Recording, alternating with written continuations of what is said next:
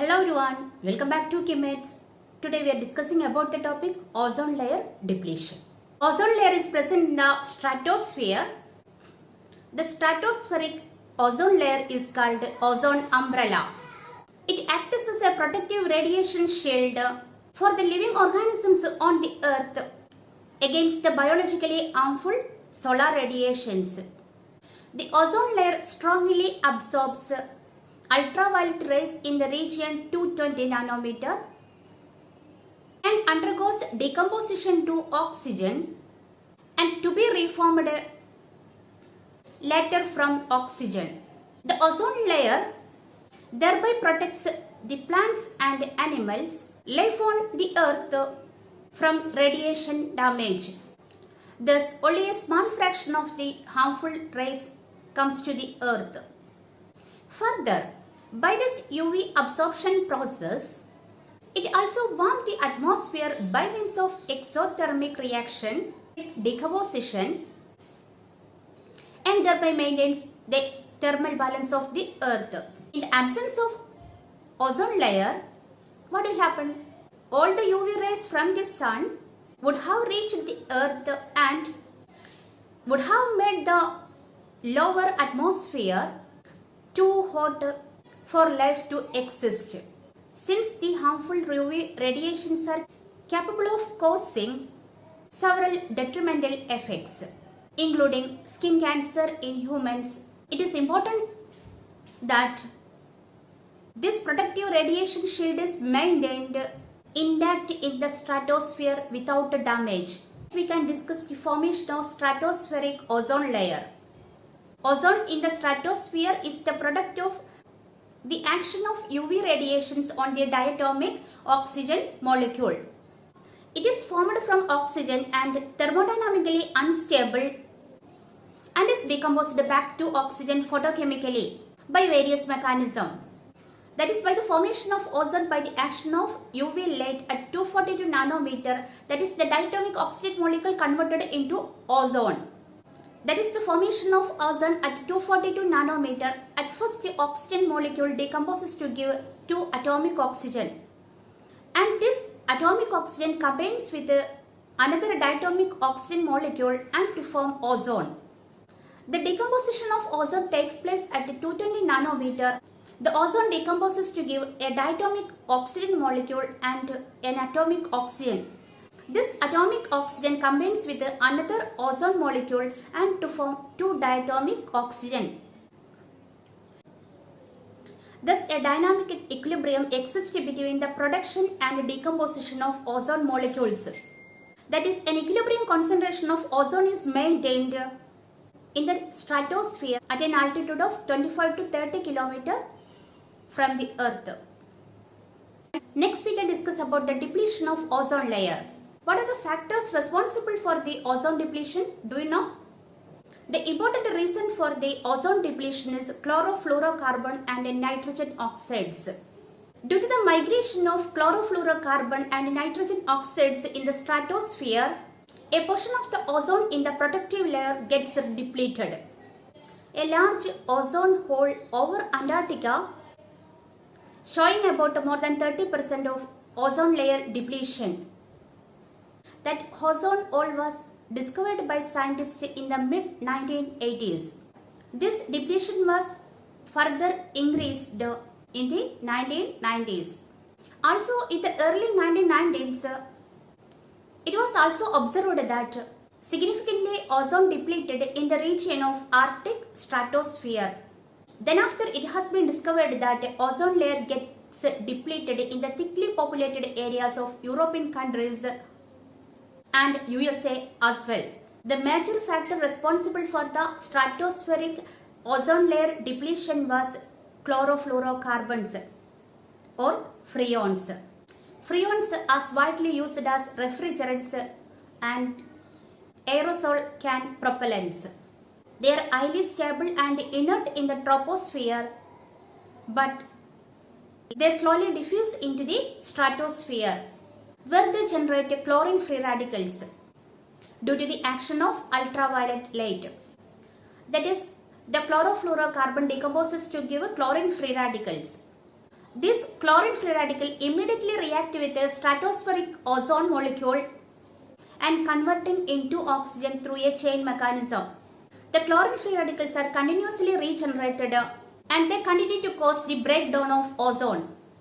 Since by this mechanism, each chlorine radical generated can cause the destruction of up to 1 lakh ozone molecule. Another important agent causing ozone depletion in the stratosphere is the nitrogen oxides. The supersonic aircrafts which fly in the stratosphere discharge large quantities of nitrogen oxides in their exhaust gases directly into the stratosphere. Nuclear explosions also increase the nitrogen oxide load in the stratosphere. These enter into a series of photochemical reactions with ozone, converting it into oxygen and thereby causing a large scale depletion of ozone.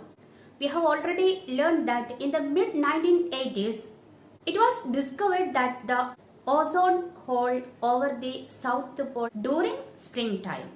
This was surprising. Why has such a depletion of ozone layer takes place at the South Pole when ozone depleting substances are present throughout the stratosphere? It was found that severe depletion of Antarctic ozone layer occurs because of the unique atmospheric and chemical conditions exist there for a long periods every year.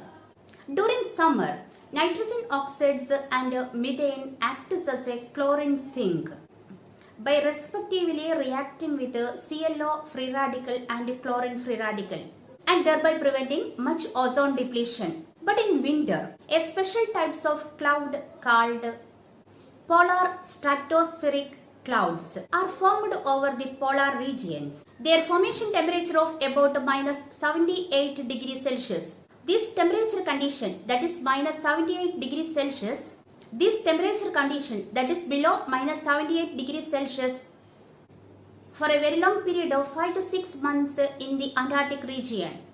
The polar stratospheric clouds provide the surface for the chlorine nitrate and to undergo the reactions. The hydrolysis of hypochlorous acid.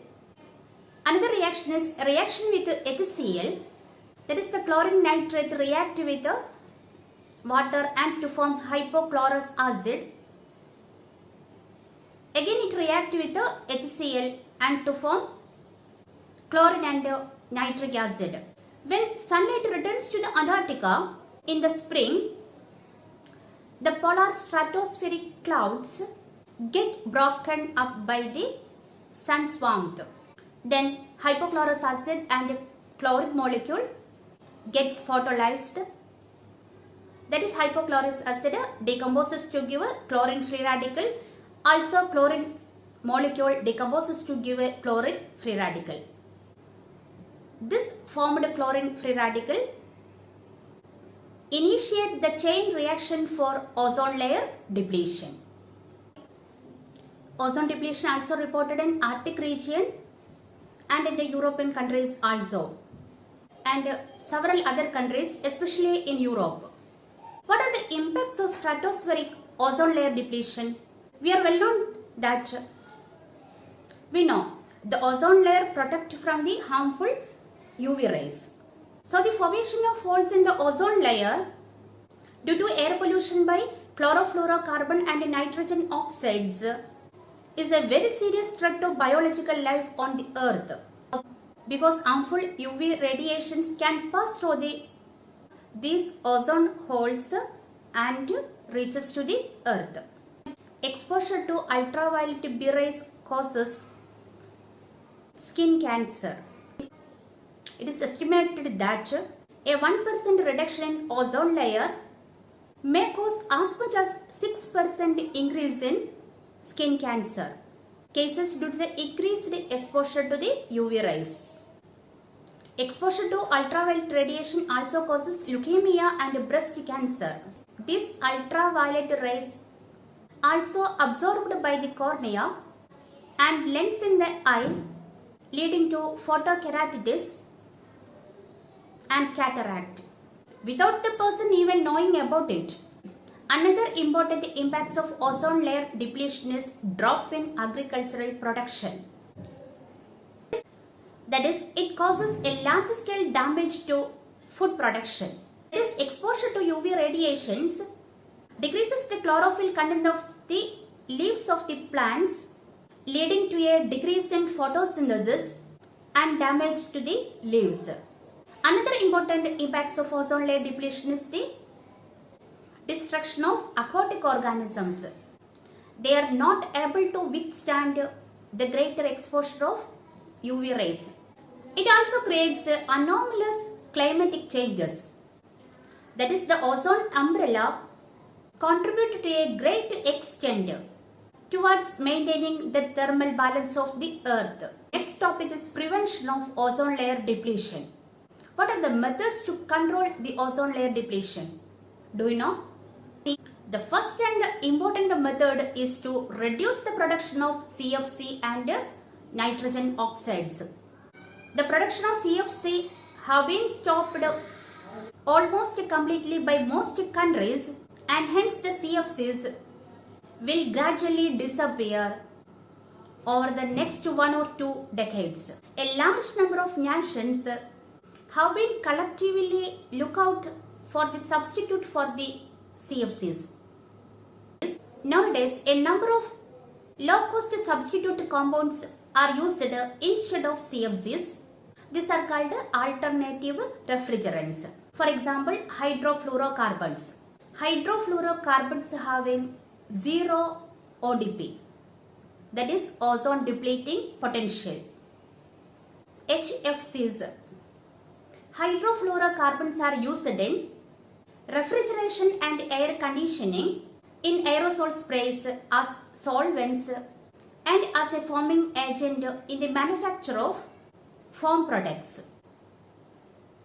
The most common form of hydrofluorocarbon in the air conditioning mixture is a mixture of CH2F2 and CHF2CF2. The most hydrofluorocarbon used in the air conditioning is a mixture marketed under the name R-410A. Hydrofluorocarbons do not bring the ozone layer depletion, but because they do not generate chlorine-free radicals in the stratosphere that cause stratospheric ozone depletion. But there is a serious drawback to the hydrofluorocarbons. They are very potent greenhouse gases, being tremendously more active than carbon dioxide in producing greenhouse effect. That is, hydrofluorocarbons have zero ozone depleting potential, that is ODP, but a high GWP, that is high global warming potential. It was the drawback of hydrofluorocarbons. For example, the HFC 134A has a global warming potential 1410. This means that the heat trapped by a given mass of it is 1410 times than that of trapped by the same amount of carbon dioxide. So, hydrofluorocarbons cannot be considered as a good alternative for chlorofluorocarbons. Another alternative refrigerants with a low ODP and GWP are ammonia, carbon dioxide and hydrocarbon. Ammonia has widely used in refrigeration equipment in more than a century. It has been commonly used on a large scale in industrial refrigeration and food storage. The ODP and GWP of ammonia are zero. The refrigerant code for ammonia are 744. The relative high toxicity of ammonia is a disadvantage, but its use in confined systems is relatively safe. Moreover, the leakage of ammonia can be easily detected by the pungent odor. Ammonia can be brought into use as a refrigerant for all systems, provided such systems are designed, installed, operated and maintained in accordance with international and national safety standards Another alternative refrigerant is carbon dioxide. It has been in use as a refrigerant in a number of applications, including automotive, air conditioning and heat pumps. It is non-toxic and non-inflammable. The carbon dioxide global warming potential is 1 and also ozone depleting potential is equal to 0. Its physical properties make it as an ideal refrigerant, but it has some drawbacks. It works at a much higher pressure than that of hydrofluorocarbons. Thus, the redesign of components such as compressors and heat exchangers from the conventionally used methods so as to suit its use has to be done. If this can be economically done, it would be the refrigerant of choice for even common refrigeration systems. Another important alternative refrigerant is hydrocarbon. For example, ethane, propane, butane, isobutane, etc. have earlier been extensively used in domestic refrigeration as well as low capacity commercial refrigeration and air conditioning equipment. But the discovery of chlorofluorocarbon and hydrofluorocarbons caused a reduction in their use. But after realizing the impacts of chlorofluorocarbon and hydrofluorocarbon, the use of hydrocarbon as a refrigerant is again increased. But they have the disadvantages that they create environmental issues in the troposphere and they are highly inflammable. But the greatest advantage of hydrocarbon as a refrigerant is they have zero ODP and low GWP, around 8. As they offer good efficiency, they are used in small confined systems. Offering safe confinement has a great potential. Recently, most environmental protection agencies across the world have approved the use of it is a mixture of ethane, propane, butane and isobutane as alternative refrigerants.